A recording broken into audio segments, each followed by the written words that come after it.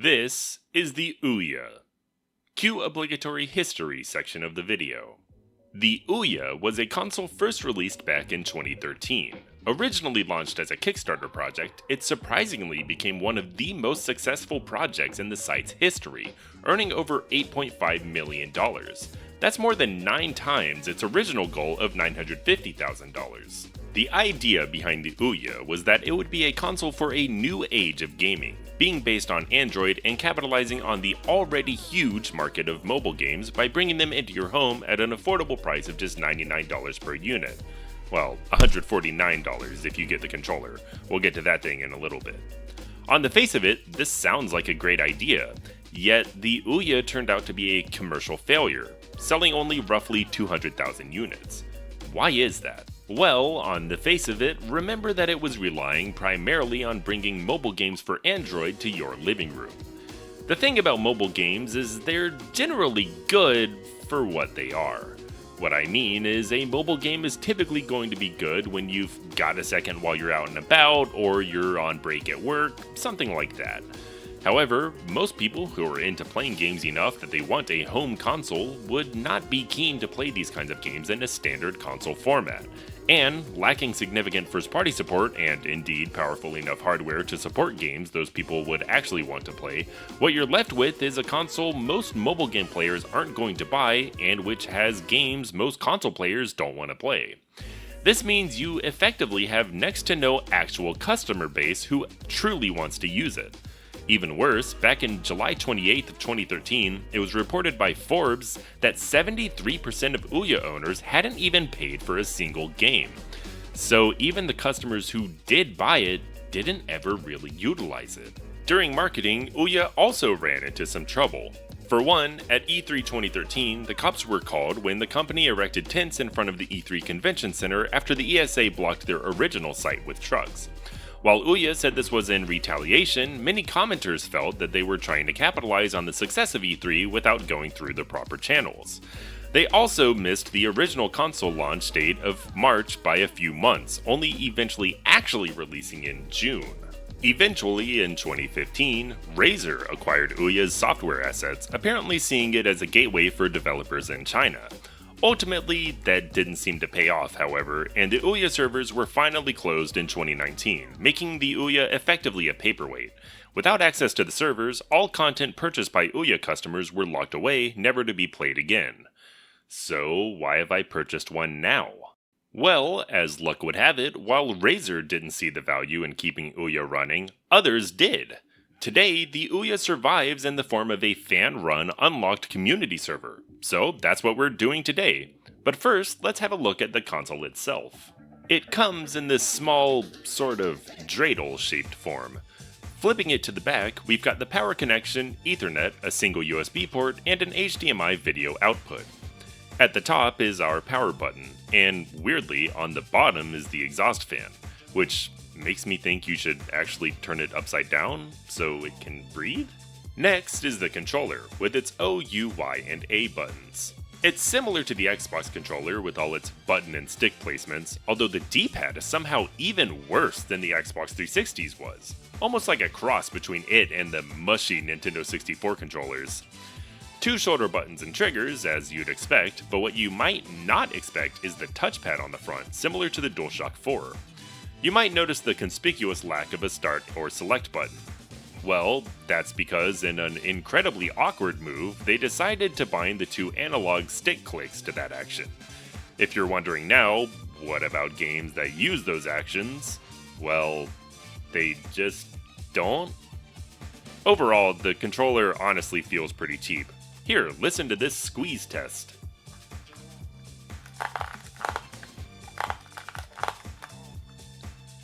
This is also a completely wireless controller. There's not even a charging port.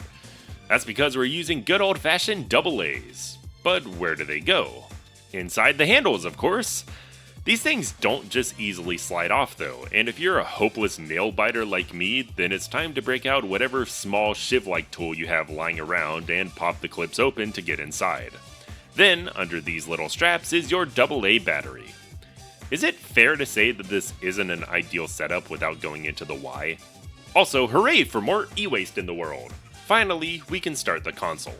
It tends to take a while for the controller to pair, in my case usually around 45 seconds.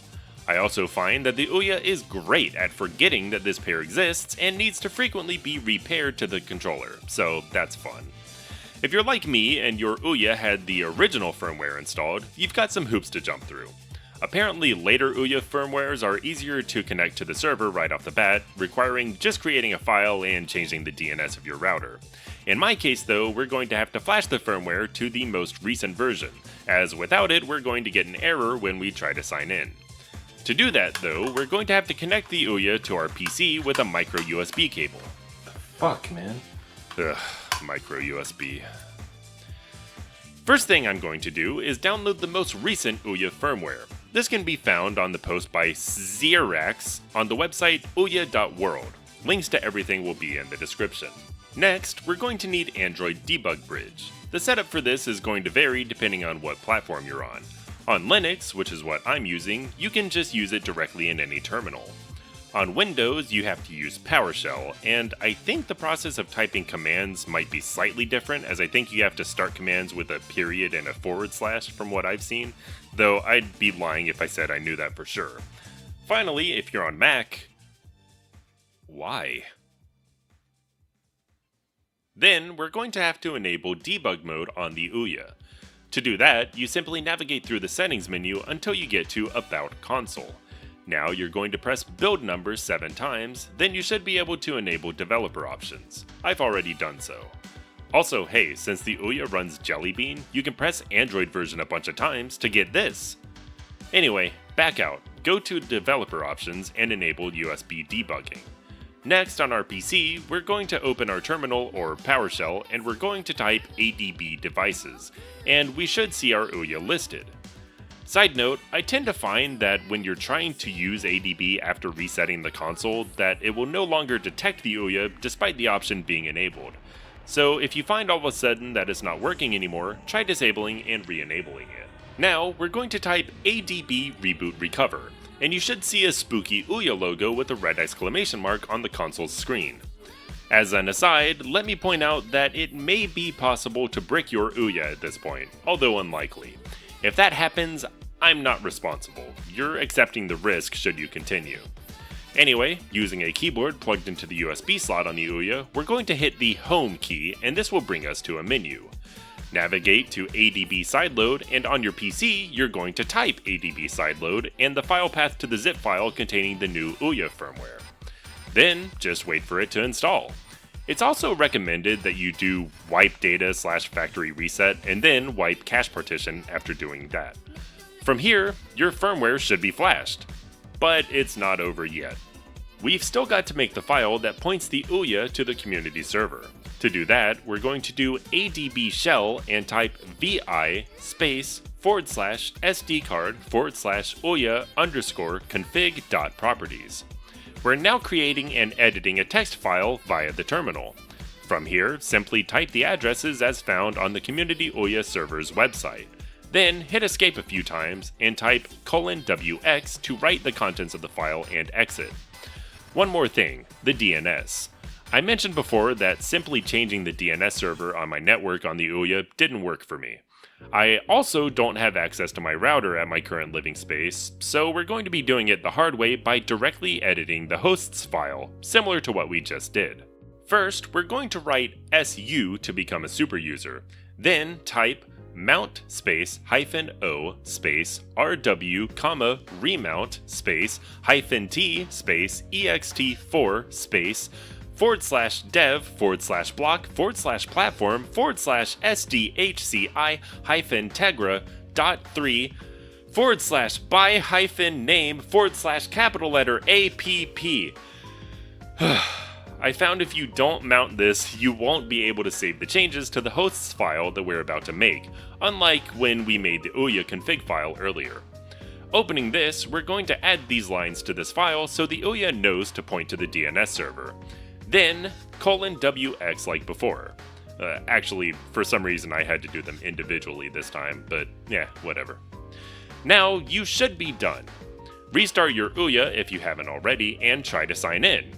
It might take more than one attempt if you're on Wi-Fi, but an Ethernet cable works consistently every time from what I've seen. Next, go to Existing User, make your username, leave the password blank, click Sign In, and bada bing bada boom, you're connected. The OUYA server has everything that was ever released for the OUYA unlocked. It's all just available, which doesn't sound especially legal, but I think it's a much greater sin that it was all lost in the first place. By the way, if you haven't, check out Ross Scott's campaign to stop killing games. It's probably the most important legal push for game preservation that's ever been undertaken, and if you care about gaming at all, you should be paying close attention and trying to help any way you can. I know this is going to date the video a bit, but still. Back to the OUYA, we can check out its full library. There's a lot here. Granted, a lot of them are mobile game ports as I mentioned before, but there's some OUYA specific stuff too. Towerfall was actually its highest rated game. You can also search for stuff. No native Doom port, what the hell? Anyway, there's also a bunch of... Wait a second. The game award goes to... That Dragon Cancer! Oh my god, it's still so bad! You let us tell the story of my son Joel. This act of love and this act of grace can change the world. Thank you. The dubstep! Jeff Keighley, you're an animal! There's also some streaming platforms. Twitch and Crunchyroll are on here, but from what I can tell, they don't actually work anymore, unfortunately. That said, you can also use the OUYA VLC port to play all your favorite movies or TV shows. There is also a Plex app, but I don't know if it works since I'm not able to make a Plex media server right now. Judging from the OUYA Savers Discord server though, it sounds like it also doesn't work. Hey, speaking of that Discord server, they actually do something that's incredibly cool, which is that they run a biannual game jam for developers in the community to make OUYA games. Here's one that was made recently called Illusion Asylum by Samuel Sousa, an atmospheric block-pushing puzzle game. I know the gameplay looks weird, but the right stick is inverted and it was messing with me. Now, I'd be lying if I said that these are OUYA exclusives. Some of them are, but a bunch of them are also available on itch.io to play on PC. Still, it's super cool that people are invested enough in this thing to develop games with it in mind. I could honestly spend hours going over the OUYA's full catalog, and sure, there's some gems here. But I've got to be honest, the OUYA library itself is not its selling point. The OUYA's true selling point is as an emulation machine, and you've got lots of options. First up, RetroArch. You're not going to have the full RetroArch emulation library since the individual emulator cores have to be designed specifically for the ARM processor in the OUYA, but you're still going to find a nice big selection. There's even DOSBox available, so I guess you can get Doom going that way if you wanted to. We're still going to need some games though. Back to the terminal. We're going to write adb push followed by the file path to your legally dumped ROMs that you personally owned and dumped yourself, followed by the file path of where it's going to. In my case, I'm just going to put them in the downloads folder inside the RetroArch folder. The OUYA makes it easy to see the file path when you're in RetroArch itself. And there you go. Now with the Game Boy Advance emulator, you're free to play the best Metroid game. If you think I'm going to play with this D-pad though, you've got another thing coming. Plug in your trusty DualShock 4 and there you go. Actually, you can even pair the PS4 via Bluetooth. The buttons get kind of rotated 90 degrees. The confirm button at the bottom of the OUYA is now at the square button on the DualShock 4 for instance, but it's nothing you can't edit in the config on RetroArch. And look, now I can wall jump to my heart's content thanks to the DualShock 4's vastly superior D-pad. For some reason, the Nintendo 64's cores don't work for me. They did previously. Look, I have proof in Darkside Fillavision. Anyway, that's fine, since you can also get plenty of standalone emulators outside of RetroArch, and to be honest, I'd rather not use RetroArch for a plethora of reasons, mostly moral ones. I won't go into why since it's out of the scope of this video, but RetroArch is pretty controversial. Maybe the worst example is the stuff involving DuckStation. Look it up if you're interested. First, though, since we're using a DualShock 4, let's go with PlayStation. EPSXE has a native OUYA emulator, and after using ADB push to transfer your legally dumped PlayStation BIOS, because everyone has one of those lying around, I know I certainly do, you're off to the races. After, of course, you also transfer your legally dumped Tomb Raider. Okay, is this joke getting old yet? But anyway, yeah, DualShock 4 works like a charm. Now for Nintendo 64. If you've ever played a Nintendo 64 game on emulator, you probably know what a nightmare it is to get a decent configuration working on a standard gamepad. Nobody likes using right analog stick for a C button. Luckily, I've got just the thing. 2 third-party USB Nintendo 64 controllers, and they both worked right out of the box on OUYA. Of course, mileage may vary depending on what controller you personally get, but I'll include links to these two specifically down below since I know they work. I did have to edit the dead zone on these quite a bit, but that's not the OUYA's fault, and I have to do the same thing when I use them on my actual computer. But anyway, we've got the true experience now.